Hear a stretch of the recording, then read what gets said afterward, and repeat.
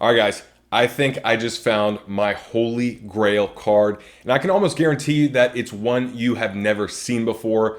But when I saw it, it just struck a nerve with me that was stronger than any Kobe or Tom Brady or MJ card I have ever seen. And it's one that's very limited in its print run, and I 100% consider it artwork because it actually is art, and you'll see what I'm talking about in a few minutes. But I wanted to share with you why it's so iconic to me and perhaps millions of others that are 30 to 40 years old, and why I would buy it right now if I had a bit more capital to invest. So welcome back. Now let's get to work. All right, so the year is 1997. I'm 11 years old and I'm living with my parents in a nice little suburb in Tampa, Florida. I'm jamming out to my favorite bands like Oasis and Third Eye Blind, and then secretly to Hanson as well, but I don't tell any of my friends about it because they'd probably kick my ass. And I'm also watching a lot of TV.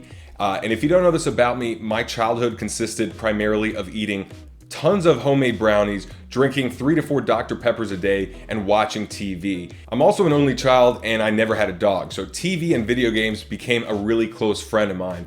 I would watch 5 or more hours of TV per day if I didn't have anything else to do or friends to hang out with. And if you were a 90s kid, you remember these classics. There was Full House with Bob Saget and John Stamos, and Family Matters, Boy Meets World, Home Improvement. I loved Home Improvement. Don't you think you should go to the emergency room? I was just there. They said I wasn't a priority. Why? Was there a guy with a whole table stuck to his head? Fresh Prince of Bel-Air, Wonder Years, Doug, the Rugrats. There was a lot of shows. I think the only two that I just didn't have time to watch because I had such a packed calendar with other TV shows to watch was Saved by the Bell and Friends. And I don't know how I didn't get wrapped up into those shows, but for some reason I didn't. But as awesome as all those shows were, there was one TV show that I would just binge every day for an hour a day, Monday through Friday, from as early as I could remember all the way up to high school, which is probably 9 or 10 years. And the reason is because it was a show with such wide appeal and such a diverse range of humor that you could really find a new hidden joke or reference every time you watched it. And that show was I absolutely loved The Simpsons back in the 90s, and I remember coming home from high school and watching it from 5 to 6 p.m. every night, and then that 70s show right after that on the CW. It was just a routine at that point. And so I'm sharing this with you because when I got back into sports cards last February, the main thing that really drew me back in was a strong urge to reconnect to my childhood. And I just miss it so much. Being a kid seems like such a distant memory to me that I found myself watching Fuller House and Girl Meets World on Netflix, even though I don't really care for either show that much, just to have a sense of connection to what it was like when I was 8 and 10 years old.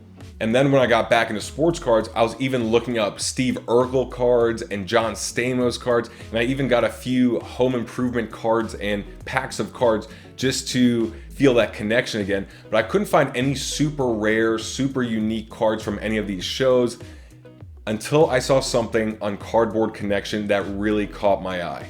So I was doing some research on Simpsons cards and saw that there were several different sets of Simpsons cards released in the early 90s, but a lot of it just looked overproduced because that was the junk wax era after all. However, there was a super rare insert limited to just 400 copies of a particular card, and it wasn't just a parallel or a foil or something like that. It was actually a hand drawing from the creator of The Simpsons, Matt Groening, of Bart Simpson, and it's known as Art de Bart. And you might be thinking this is so silly and stupid, but for me, an actual drawing of Bart Simpson from the show's creator is like an RPA of an iconic athlete, and it's actually memorabilia or artwork. It's not just something that was printed, by some sort of company. It was handcrafted by the actual creator of the show.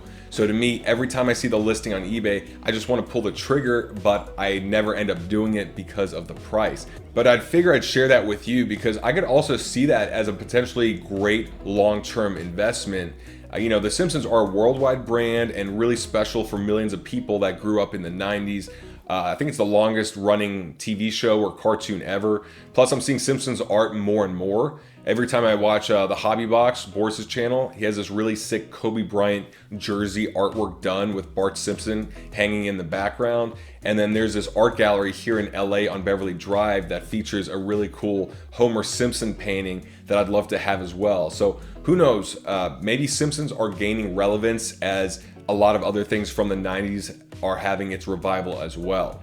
Now I want to hear from you. What are your thoughts on this card, and what other TV show or non-sport card genre intrigues you the most right now? Let me know in the comment section below. I'm gonna go grab me some donuts, channel my inner Homer Simpson, so let me do that and I'll see you in the next video.